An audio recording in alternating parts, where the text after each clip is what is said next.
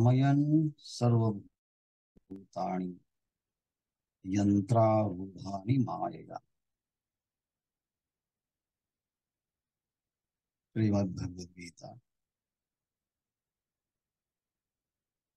मोक्ष संन्यास योग नामक अष्टादशाध्याय श्लोक क्रमांक 61 आणि ओळी क्रमांक 1299 इथपासून आजच्या ह्या क्रमिक चिंतनाला आरंभ करत आहोत.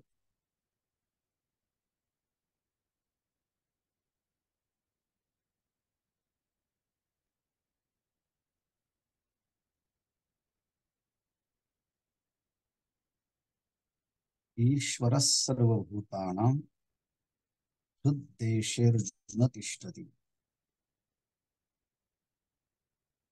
हे अर्जुन,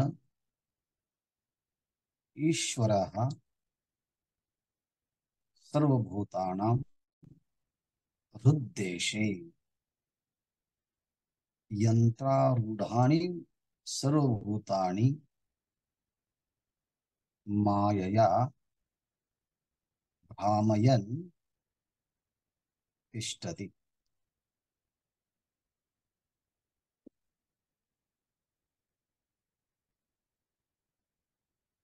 हे अर्जुन, रुजत्वात् अर्जुना, ईश्वरः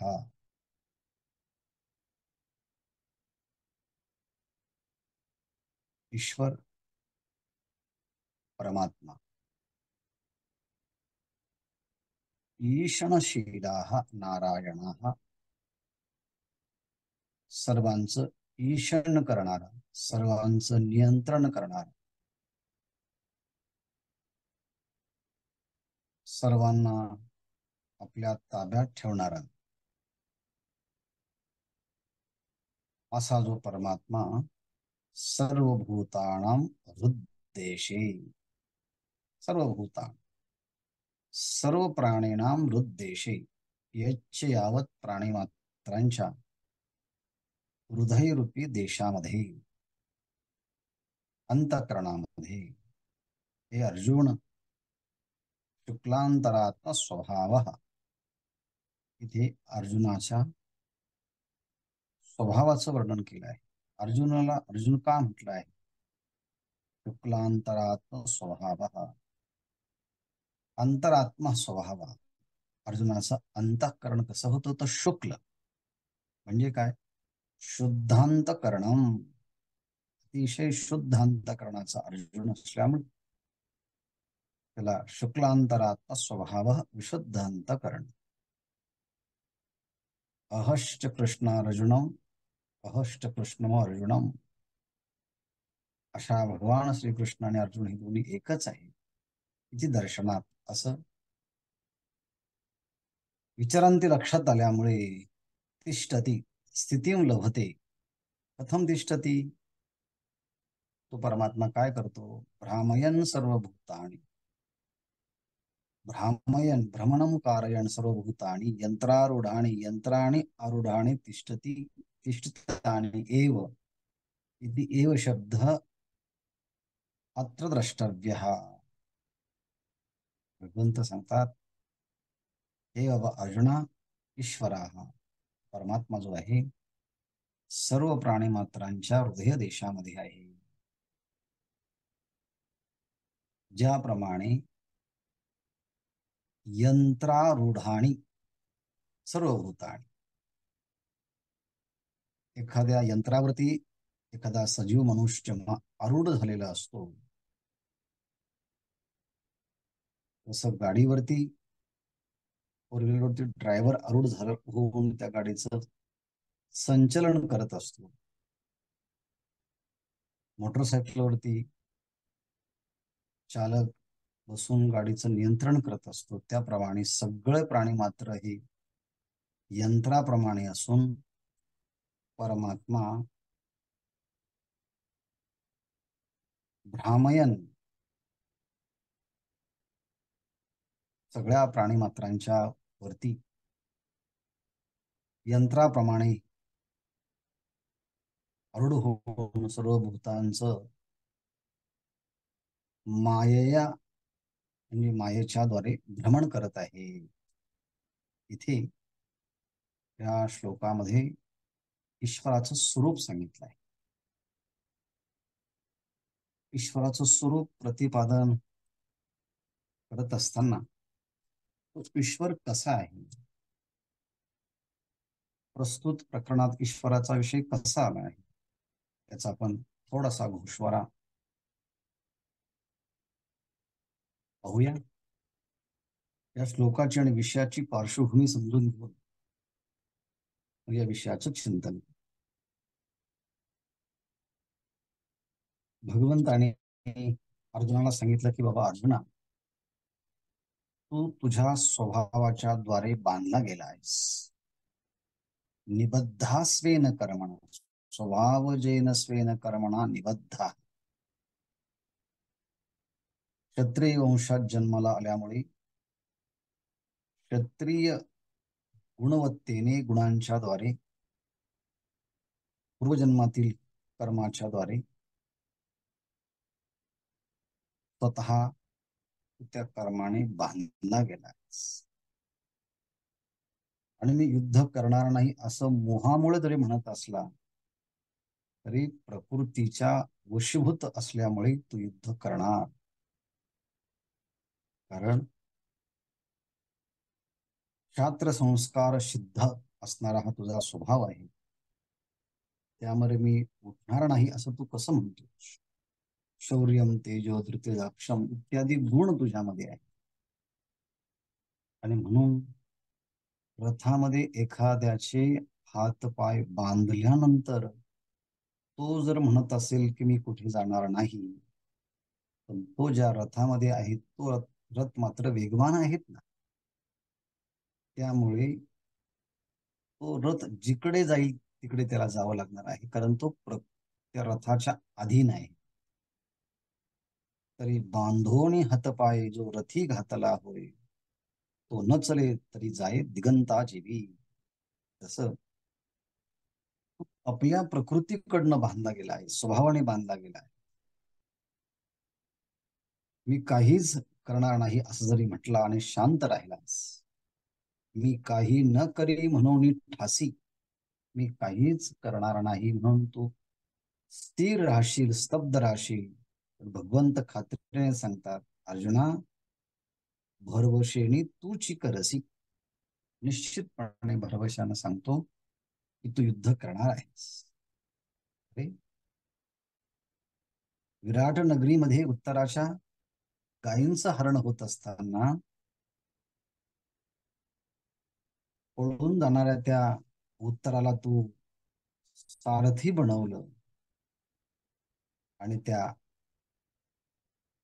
11 अक्षौणी योद्ध्यांना तू पराजित केलं. तसा इथे सुद्धा हे कोदंडपाणी तो स्वभाव तुझा या ठिकाणी सुद्धा झुंजवील. अरे, रोग कधी रोग्याला आवडतो का? दरिद्री माणसाला दारिद्र्य कधी आवडतं? रोग्याला रोग भोगल्याशिवाय संपत नाही. आणि दरिद्री माणसाचं दारिद्र्य ही भोगल्याशिवाय संपत नाही. कारण जे दैवामध्ये असतं ते भोगावंच लागतं. ना भुक्तम क्षेते कर्म शत जन्म शतकोटी रपी, ना भुक्तम क्षेते कर्म जन्म शतकोटी जरी झाले तरी ते कर्म त्याला भोगावंच लागतं. जन्मकोटी शतैरपीही असं म्हटलेलं आहे. आणि म्हणून तुझं जीवन हे प्रकृतीच्या अधीन आहे, अदृष्टाच्या अधीन आहे. म्हणून अदृष्ट हे ईश्वराच्या अधीन आहे आणि ईश्वर हा तुझ्या हृदयामध्ये. असं म्हणून प्रकृती, स्वभाव प्रकृती आणि त्या प्रकृतीच्या वरती नियंत्रण असणारा ईश्वर तो त्या कर्माप्रमाणे त्या जीवाला त्या कर्मामध्ये प्रवृत्त करत असतो.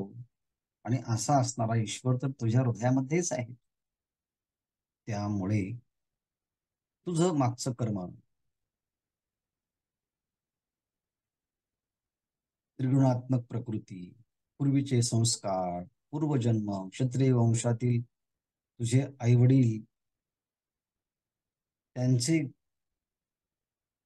गुणधर्म हे सगळे सगळे तुझ्यामध्ये आले असल्यामुळे तू क्षत्रिय गुणाने परिपूर्ण असल्यामुळे तू युद्ध करणारच आहे. आणि तुझं हे प्राकर्म ईश्वराच्या स्वाधीन आहे. असं म्हणून ईश्वराच्या संबंधीचा विचार ज्ञानेश्वर महाराजांनी अर्थात भगवंताने प्रगट केला. आणि यावरती ज्ञानेश्वर महाराजांचं भाष्य हे अप्रतिम स्वरूपाचं आहे. म्हणून जी गोष्ट घडायची असते ती गोष्ट घडतेच. जशी घडायची, जेव्हा घडायची, ज्या पद्धतीने घडायची ती घडत असते. आणि प्रकृती ही मागच्या कर्माप्रमाणे त्या जीवाला त्या कर्मात प्रवृत्त करत असते. प्रकृती संस्कार हे जड आहेत, पण ईश्वर मात्र त्या कर्माचं साक्षीत्व रूपाने त्या त्या जीवाला कर्म फळ देत असतो. म्हणून या सगळ्यांचं नियंत्रण त्या ईश्वराच्या हातात जरी असलं तरी तो ईश्वर मात्र प्रत्येक जीवाच्या कर्मानुसार त्याला फळ देतो. अहो म्हणे कोणी पाहिला ईश्वर, कुठे आहे ईश्वर, तो काय कधी कोणाला भेटला आहे का? अशा स्वरूपाचा विचार जर कोणाच्या अंतःकरणामध्ये आला तर याचं उत्तर ज्ञानेश्वर महाराज देतात. बघा, सर्व भूतांच्या अंतरी हृदय महा अंबरी चिद वृत्तींच्या सहस्त्रकरी उदयला असे जो अवस्थात्रय तिन्ही लोक प्रकाशोनी अशेख अन्यथा पंथीक चेवविले वेद्योदकांच्या सरोवरी फाकता विषय कल्हारी इंद्रिय षटपदाचारी जीव भवराते. ह्या 3 ओव्यांचं युग्म आहे. यांचा आपण आता विचार करणार आहोत. तो ईश्वर सर्व भूतांच्या हृदयामध्ये आहे. ईश्वरः सर्वभूतानां हृद्देशेर्जुन तिष्ठती असं माऊलींचं भगवंताचं म्हणणं आहे. यावरती माऊली म्हणतात तो परमात्मा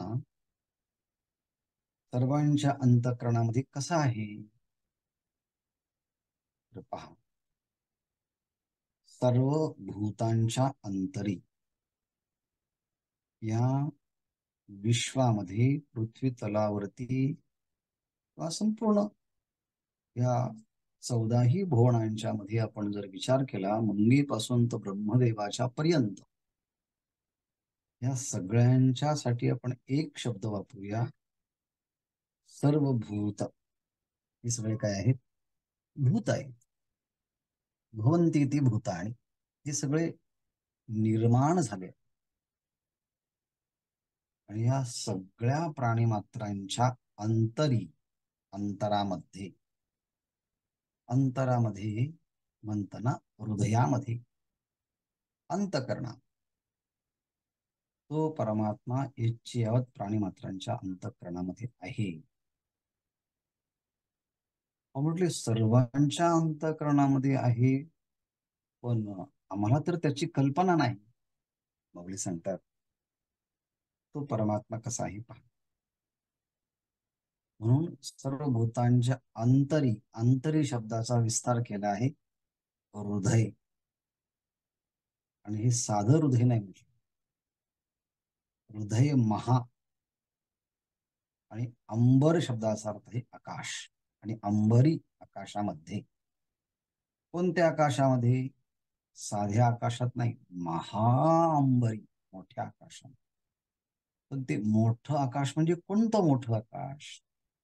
बाहेरचं तर आपलं आकाश दिसतच आहे, पण माऊली सांगतात हे आकाश म्हणजे बाहेरचं आकाश नाही, तर हे आकाश आंतरी, अंतःकरणातलं म्हणजे हृदय, हेच एक मोठं अंबर म्हणजे आकाश आहे.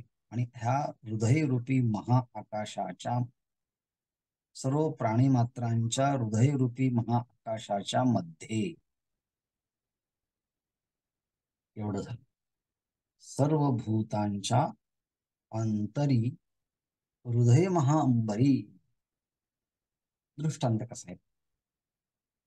पहिल्यांदा दृष्टांत, सूर्याचा उदय किंवा सूर्याचा अस्त आपण आकाशामध्ये पाहतो. पूर्व दिशेला सूर्याचा उदय होतो आणि पश्चिम दिशेला सूर्याचा अस्त होतो. सूर्योदय आणि सूर्यास्त. आणि त्याच्या प्रकाशाने सगळ्या वस्तूंचं प्रकाशन होतं, म्हणजे सगळ्या वस्तू त्याच्या प्रकाशाने दिसतात. एवढं मात्र खरं आहे, सूर्याच्या प्रकाशाने सगळ्या वस्तू दिसतात. परंतु सूर्याच्या प्रकाशाने सर्व वस्तू दिसण्यासाठी पहिल्यांदा आपल्याला डोळे असावे लागतात. डोळे असून उपयोगाचे नाही, त्या डोळ्यांना दृष्टी असावी लागते. आणि दृष्टीच्या पाठीमागे दृष्टी प्रदाता असावा लागतो. मग पहिल्यांदा आपल्या अंतःकरणात प्रकाश असेल तर आपल्याला बाह्य प्रकाशाचं ज्ञान. मग माऊली म्हणतात, जसं ह्या बाहेरच्या आकाशामध्ये सूर्योदय आणि सूर्यास्त होतो, तसं वैयक्तिक जीवनामध्ये आपलं हृदय सुद्धा आकाशाप्रमाणे आहे. कोणतं आकाश आहे? अंतरी हृदय. अंतःकरण म्हणजे हृदयामध्ये. आणि ते कसं आहे? महांबरी, हृदयरूपी महाआकाशामध्ये. आता इथे कोणता सूर्य उगवला आहे सांगतात? चिद्वृत्तींचा, चित चैतन्य, त्यालाच वित, संवित, चैतन्य, प्रकाश. आणि हा चिद वृत्ती रूपी सहस्र किरणांच्या द्वारे उदयाला आलेला चैतन्य किंवा आत्मा, हाच काय आहे? सूर्य आहे. उदयाला असे जो जो सूर्य उदयाला असे, सूर्य उगवला आहे. पण जो सूर्य उगवला आहे त्याचे किती किरण आहे म्हटले? सहस्त्र करी, सहस्त्र किरणांच्या द्वारे तो सूर्य उगवला आहे. पण हा सूर्य कोणता आहे? भौतिक सूर्य नाही म्हटले. चिद्वृत्तींच्या सहस्त्र करी, अंतःकरणामध्ये असणारा जे चित चैतन्य, ते चैतन्य, त्या चैतन्याच्या सहस्र किरणांच्या द्वारे तो चित चैतन्य सूर्य सर्वांच्या हृदयामध्ये तो उदयला प्रकाशित झालेला आहे. त्याचा सूर्योदय झालेला आहे. सर्व भूतांच्या अंतरी हृदय महांबरी चिदवृत्तींचा सहस्र करी उदयला असे. दृष्टांत देतो म्हणजे कळेल. बाहेरचं जेवढं आकाश आहे त्या आकाशाला म्हणायचं महाआकाश. आणि एका घटामध्ये जेवढं आकाश आहे आतमध्ये, त्याला म्हणायचं घटाकाश.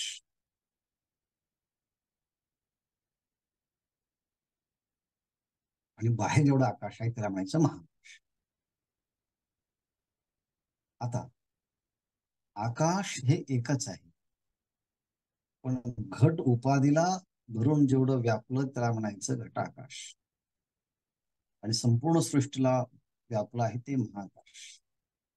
पण आता घट आकाश आणि महाआकाश हे दोन आहे का? नाही, आकाश हे एकच आहे, पण घटाची उपाधी लागल्यामुळे याला घटाकाश म्हणायचं. आणि बाहेरची मोठी उपाधी असल्यामुळे तिला महाआकाश म्हणायचं. परंतु आकाश दोन नाहीच. आकाश हे आकाशच आहे. फक्त घटाच्या संबंधानं घटाकाश आणि सृष्टीच्या संबंधाने महाआकाश. पण घट आकाश म्हणतानाही ते महाआकाशच आहे. आणि महाआकाश म्हणताना महाआकाशला घटाची उपाधी द्यायला लागल्यामुळे घटाकाश. पण दोन्ही दोन नाही. तसा सगळ्यांच्या अंतःकरणामध्ये चित्त वृत्तींच्या द्वारे स्फुरित झालेलं चैतन्य म्हणजे हा जीवात्मा आहे.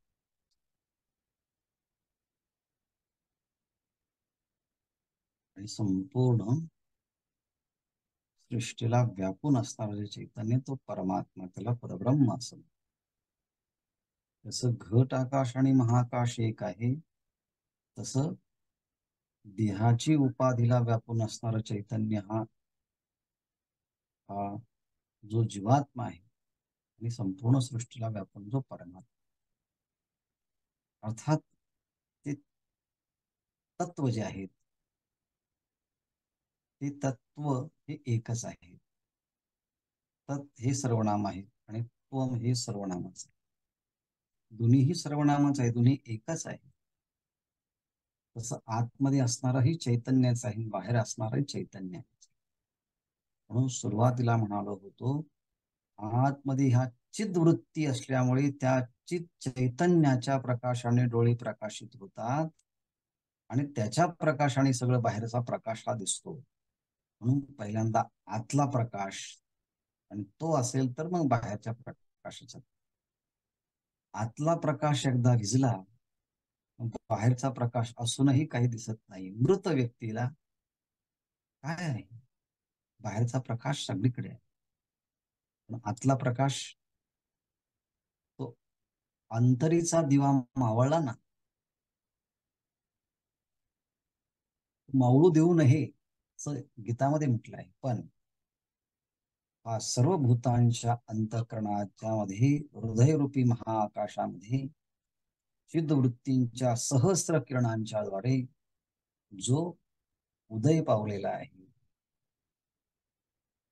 कसं काय ओळखायचं उदय पावलाय? सर्वांच्या हृदयामध्ये आहेत पण कळत नाही. हो, सर्वांना एक गोष्ट आहे की प्रत्येकाला वाटतं की मी आहे, मी आहे. मी मी मी रूपानं जे स्फुरण होतं ते कोणाचं होतं स्फुरण? कोण सत्ता स्फूर्ती कोणाची आहे ती सत्ता स्फूर्ती? म्हणून मांजरीला जरी म्याव असं म्हटलं की ती आपल्याकडे पाहते, तिला माहिती की मी मांजर आहे, म्हणजे मी रूपानं तिथेही असते. कुत्र्याला यू म्हटलं की तोही पळत येतो, कारण त्याच्यामध्ये असणारा अहम मी, तो मी देहाने युक्त आहे असा अभिमान झाला की तो जीवात, आणि देहाचं तादात्म्य समाप्त झालं की तो परमात्मा.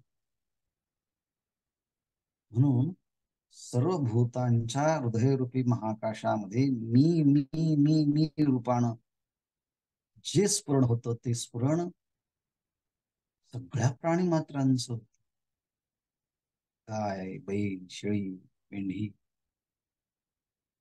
मनुष्य, प्राणी, देवदेवता सर्वांच्या हृदयामध्ये मी रूपाने, अर्थात ते मीच स्फुरण आहे, तो प्रकाश आहे, तो चैतन्य आहे.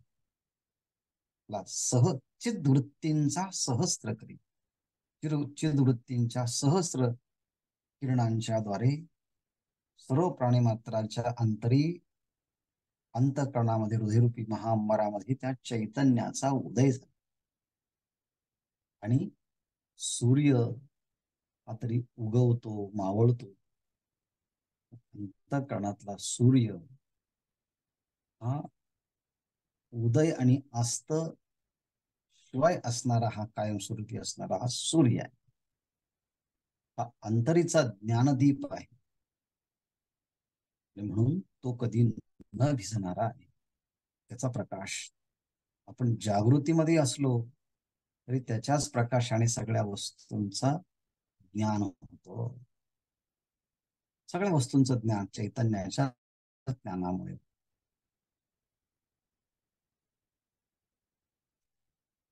सगळ्या वस्तूंचं प्रकाशन आत्मप्रकाशाने नसतं. सर्व वस्तूंचं ज्ञान आत्मज्ञानामुळे होतं. आणि सर्व वस्तूत आनंद हा आत्मानंदामुळे येतो. आत्म्याचाच आनंद वस्तूच्या रूपाने प्रतीतीला येतो. आत्म्याचंच अस्तित्व आहे रूपानं देहाच्या मधून प्रतीतीला येतो. ज्ञान मला कळालं हे ज्ञान त्या चैतन्याचंच ज्ञान आहे. म्हणून तो परमात्मा जागृतीचंही प्रकाशन करतो. मला स्वप्न पडलं, मी स्वप्न खूप खूप काही काही पाहिलं, अर्थात सगळ्या स्वप्नसृष्टीचे प्रकाशन करतो. शांत निवांत झोपलो होतो, काही समजलं नाही. हे जाग झाल्यावरती तो म्हणतो असतो, मला काही समजलं नाही. हे तर समजलं ना, हा आनंद कोणाचा आहे? हीच गोष्ट आपले सांगतात. सर्वांच्या हृदयामध्ये असणार ते चैतन्य ज्ञान सत्ता, सद्रूपाने चिद्रूपाने आनंद रूपाने असणारे ती चिद्वृत्तींच्या सहस्र किरणाने तो सगळ्यांच्या अंतःकरणामध्ये जागृती, स्वप्न आणि सुषुप्ती तिन्ही काळात तो उदित आहे. हीच गोष्ट सांगतात. अवस्थात्रय तिन्ही लोक प्रकाशुनी असे अशेख, अन्यथा दृष्टी पांथिक चेवविले. चेवविले शब्दाचा अर्थ आहे जागे केले, जागृत केले. कोणाला जागृत केलं म्हटले? पांथिक चेवविले. पंथाने जाणारे ते पांथिक, वाटेने जाणारे ते वाटसरू, प्रवास करणारे हे प्रवासी. प्रवासी म्हणा, वाटसरू म्हणा, पांथिक म्हणा. अर्थात ह्या पांथिकांना सुद्धा जागे केलं आहे. कोणी केलं आहे? त्या चैतन्याच्या प्रकाशात. अवस्थात्रय, जागृत अवस्था, स्वप्न अवस्था आणि सुषुप्ती अवस्था. या अवस्थात्रय रूपी ही तिन्ही लोक आहे. जागृतीतली सृष्टी ही स्थूल सृष्टी आहे. त्याचंही प्रकाशन आतल्या चिद्वृत्तींच्या सहस्र किरणांच्या द्वारे तो प्रकाश कानाच्या द्वारे, डोळ्यांच्या द्वारे, नाकाच्या द्वारे, जिव्हेच्या द्वारे, त्वचेच्या द्वारे बाहेर पडतो. म्हणून डोळ्यांना बाहेरचा प्रकाश दिसतो, म्हणून कानांना शब्द ऐकायला येतात, नाकाला गंध येतो, जिभेला चव येते, वाणीमध्ये शब्द यंत्रणा आहे, पायात गती येते, हातात घेण्या देण्याच्या व्यवहार होतो. सगळ्या इंद्रियांना बाह्य संवेदना जाणवतात. त्या त्या इंद्रियांना शब्द, स्पर्श, रूप, रस, गंध या जागृत अवस्थेतील सगळे इंद्रिय आणि पदार्थांचं ज्ञान त्या चिद्वृत्तीच्या द्वारेच. स्वप्नामध्ये जागृतीतले कोणताच पदार्थ नसतो, मनोकल्पित सृष्टी निर्माण झालेली असते. पण तिथे मनुष्य म्हणतो की स्वप्न पाहिलं, तिथे प्रकाशन झालं. अर्थात स्वप्नाचंही प्रकाशन केलं, सुषुप्तीचंही प्रकाशन केलं. म्हणून जागृती, स्वप्न, सुषुप्ती ह्या तिन्ही लोकांचा संपूर्ण प्रकाशन केलं आहे तिन्ही अवस्थेंचं. म्हणून आशेख अवस्थात्रय तिन्ही लोक आशेक प्रकाशोनी, किंवा आशेक अवस्थात्रय तिन्ही लोक प्रकाशन. संपूर्ण जागृती, स्वप्न, सुषुप्ती या तिन्ही अवस्थेंचं प्रकाशन करणारा कोण? Who is the experiencer in waking state, in dream state, and deep sleep state? Who knows that I am knowing in waking state. Who is the knower in the dream, and who is the knower in deep sleep state? The consciousness is the knower, or illuminator, three states of experiences. या तिन्ही अवस्थांचं प्रकाशन करणारं ते चैतन्य. म्हणून तिन्ही अवस्थात्रय तिन्ही लोक अशेख प्रकाश किंवा अशेक अवस्थात्रय तिन्ही लोक प्रकाश. आणि अशेक शब्दाचा अर्थ संपूर्ण अवस्था म्हणजे जागृत स्वप्न सुषुप्ती, त्रय म्हणजे तीन, अर्थात जागृती स्वप्न सुषुप्ती ह्या तीन ज्या अवस्था आहेत त्या तेच तिन्ही लोक समजा. किंवा स्वतंत्र तिन्ही लोक शब्दाचा अर्थ केला तर पृथ्वी, पाताळ आणि स्वर्ग असे तीन लोक, त्या तिन्ही लोकांची उत्पत्ती करणारं ते तत्व किंवा तिन्ही अवस्थांचं प्रकाशन करणारं ते परमात्मा तत्व. किंवा तिन्ही अवस्था हेच तिन्ही लोक, या तिन्ही लोकांचं प्रकाशन करणारं, संपूर्ण तिन्ही लोकांचं प्रकाशन करणारं ते चैतन्य आहे.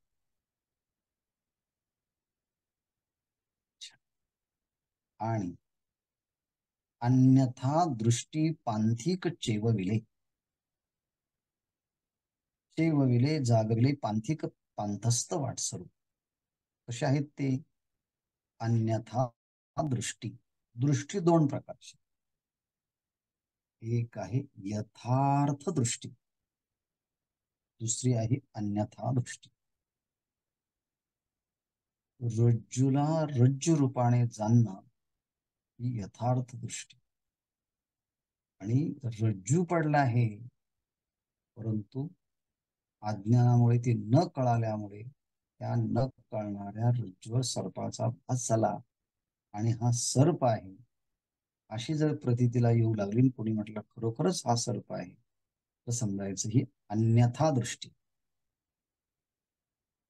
म्हणजे अन्यथा दुसरी प्रकारची दृष्टी. एकदा की चैतन्याची दृष्टी झाली सगळं चैतन्याच, परंतु एकदा ही अन्यथा दृष्टी म्हणजे विपरीत दृष्टी, इरॉनियस नॉलेज, विपरीत भाव. म्हणजे देह हा आत्म्याहून भिन्न असताना देहालाच आत्मा समजतो.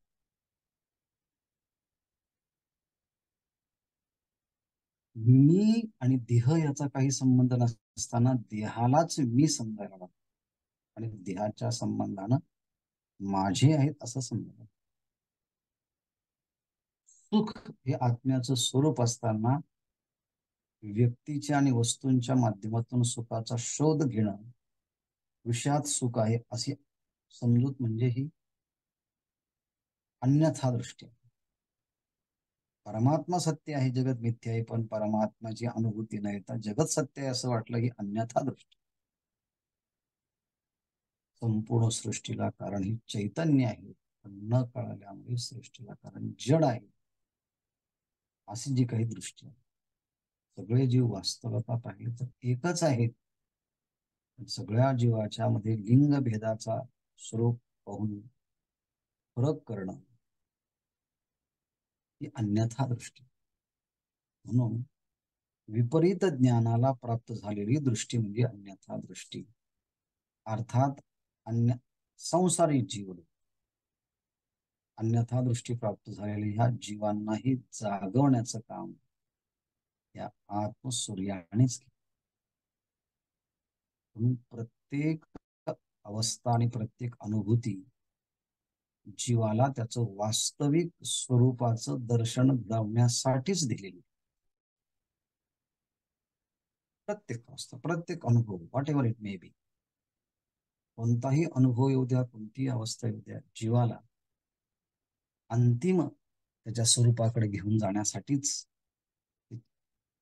सगळं असतात. म्हणून ते चैतन्य सर्वांच्या हृदय देशामध्ये चिदवृत्तींच्या सहस्र किरणाने तो उदयला आहेत आणि ते चैतन्य रूपी सूर्य जागृती, स्वप्न आणि सुषुप्ती ह्या तिन्ही अवस्थांचं प्रकाशन करणार आहे. आणि ते चैतन्यच अन्यथा दृष्टी प्राप्त झालेल्यांचंही त्यांनाही जागृती देणारं ते चैतन्यच. आणि अर्थात सूर्याचं रूप केलेलं आहे अंतःकरणामध्ये. आणि आणखी तेच रूपक आहे. वेद्योदकांच्या सरोवरी हाकता विषय कल्लारी इंद्रिय षटपथाचारी जीवभराते. पहिल्यांदा आपण दृष्टांत समजून,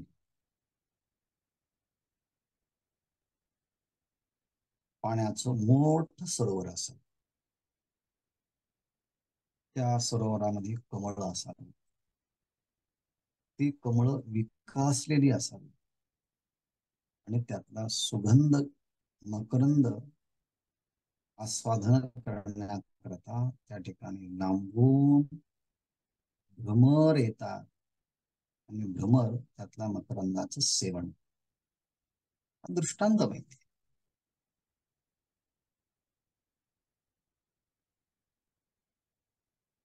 हा दृष्टांत समोर ठेवून या दृष्टांतालाच लगत दुसरा दृष्टांत तयार केला मग.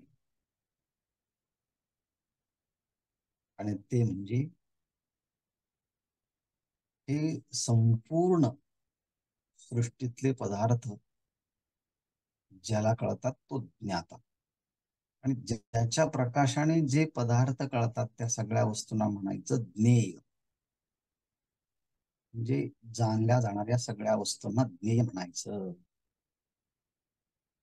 अर्थात ह्या ज्ञेय रूपी वस्तू ज्या आहेत त्यांना उपमा दिली आहे उदकाची. उदक म्हणजे पाणी. वेद्योदक जाणल्या जाणाऱ्या वस्तू ह्याच जणू काही पाण्याचं मोठं काय आहे, सरोवर आहे. वेद्योदकाच्या सरोवरी ज्यांचं ज्यांचं ज्ञान होतं त्या सगळ्या वस्तू काय आहे म्हटले, त्या वस्तूंचाच ते वस्तू वेद्य हाच एक उदक आहे. त्यामध्ये शब्द स्पर्श रूप रसगंध हे जे विषय आहे, या वेद्य असणारे ह्या सगळ्या सृष्टीच्या उदकामध्ये. आणि हे कोण आहे, सरोवरी आहे. म्हणजे ह्या जगाला सरोवर. या वेद्य उदकाच्या सरोवरी ज्ञेय रूप असणाऱ्या वस्तूंच्या उदक रूपी ह्या सरोवरामध्ये काय झालं आहे, विषय कल्लारी फाकता. विषय शब्द स्पर्श रूप रस गंध हे विषय हेच काय आहे म्हटले, कल्लारी. कल्लारी शब्दाचा अर्थ आहे कमळे. ती कमळे कशी आहेत, विषय कल्लारी फाकता, विकसित झालेली आहे. म्हणजे वेद्यरूपी उदकाच्या सरोवरामध्ये शब्द स्पर्श रूप रसगंध हेच जणू काही पंच विषयरूपी कमळ आहे. आणि ह्या पंच विषयरूपी कमळाच्या कमळाच्या मध्ये आता काय झालं आहे, विकास झाला आहे. पाकले आहेत, विकास झाला, संकोच नाही, आता विकास झाला आहे. वेद्य उदक रूपी या सरोवरामध्ये पंचविषय रूपी कमळे ही विकासलेली. मग त्यातला भ्रमर सुगंध घेण्याकरता कोण येत आहे, तर आहे भ्रमराला एक नाव आहे षटपद. षटपद म्हणजे 6 पाय आहे असा जीवरूपी भ्रमर आहे. म्हणून श्रोत्रत्व चक्षु जिव्हा रसना आणि घ्राण हे पंचविषय. श्रोत्र त्वक त्वचा, चक्षु डोळा, जिव्हा घ्राण नाक आणि 6वं मन. हेच काय आहे, षटपद. पण हे काय आहे, इंद्रिय षटपद. इंद्रिय रूपी षटपद आहे. या इंद्रिय रूपी षटपद म्हणजे भ्रमर. इंद्रिय षटपद हे भ्रमर, आणि हे काय करतात, या भ्रमराला नाव काय, जीव. या जीवरूपी भ्रमराला शब्द स्पर्श रूप रसरूपी ही कमळ विकसित झालेली कमळ आहे, आणि त्यातला आनंद शब्द स्पर्श रूप रसगंध यातला आनंद घेण्याकरता ही इंद्रिय रूपी षटपद तिकडे जाऊन तो आनंद घेतात. म्हणजे आनंद घेणारा जीव भवर राहते. जीवरूपी हाच भ्रमर आहे, आणि जीवरूपी भ्रमर पंच विषयरूपी कमळाच्या मधला इंद्रिय रूपी हे भ्रमर तिथे जाऊन त्याचा आनंद घेतात. आणि या आनंद घेण्यासाठी सुखदुःख भोगण्यासाठी जो प्रवृत्त करतो तो कोण आहे, ईश्वर. ईश्वराच्या सत्तेनेच इंद्रिय आपापल्या विषयांकडे जाऊन त्या वेद्यरूपी उदकाच्या सरोवरामध्ये जाऊन, वेद्य म्हणजे कळत शब्द आहे, स्पर्श आहे, रूप आहे, जाऊन जीवरूपी भ्रमर त्यातला आनंद घेतो. पण इंद्रिय विषयांच्या पर्यंत जाताना मागे चैतन्य असावं लागतं ना. म्हणूनच त्या चेतन शक्तीच्या द्वारेच जीवरूपी भ्रमराला पंचविषय रूपी भ्रमरातला जीव पंचविषय रूपी कमळातला आनंद घेण्यासाठी प्रवृत्त करून देणारा कोण असेल, तर हा चैतन्य ईश्वर रूपी सूर्यच आहे. कारण काय होतं म्हटले, सूर्योदय झाला की कमळ विकसित, त्यातला मकरंद वाऱ्याद्वारे सगळीकडे पसरतो. लांब असलेले भ्रमर येतात आणि त्यातला मकरंद घेऊन जात असतात. असं पंचविषय हेच काय आहे, कमळाचे फुल. ज्ञान इंद्रिय आणि मन हेच काय आहे, भ्रमर आहे. आणि या भ्रमर कोण आहे, जीवरूपी भ्रमर आहे. विषयरूपी कमळातला आनंद घेण्याकरता तो वेद्यरूपी उदकाच्या सरोवरामध्ये सगळा गेला. आणि ह्या सगळ्या गोष्टीला प्रवृत्त करणारा कोण असेल, तर तो ईश्वर आहे. आणि तो ईश्वर सगळ्यांच्या हृदयरूपी महाकाशामध्ये आहे.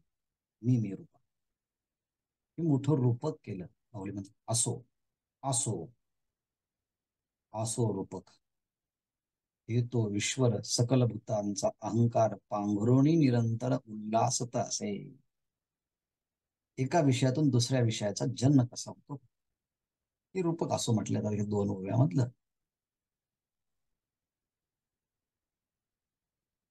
हे तो ईश्वर, हा जो ईश्वर आहे, तो ईश्वर काय करतो, समष्टी विश्वाचा अहंकार धारण करतो. समष्टी विश्वाचा अहंकार, सकल भूतांचा अहंकारू, समष्टी जीवांचा समष्टी अहंकार तो पांघरून काय करत आहे, निरंतर उल्हासत असे. सतत नेहमी तो ईश्वर काय करतो, अहंकाराच्या रूपाने तो उल्हासित होतो, विकसित होत राहतो.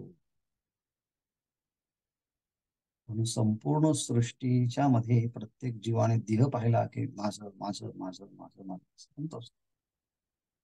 म्हणून सकल भूतांचा अहंकार पांघरुणी, समष्टी प्राणीमात्रांचा अहंकार तो परमात्मा पांघरतो.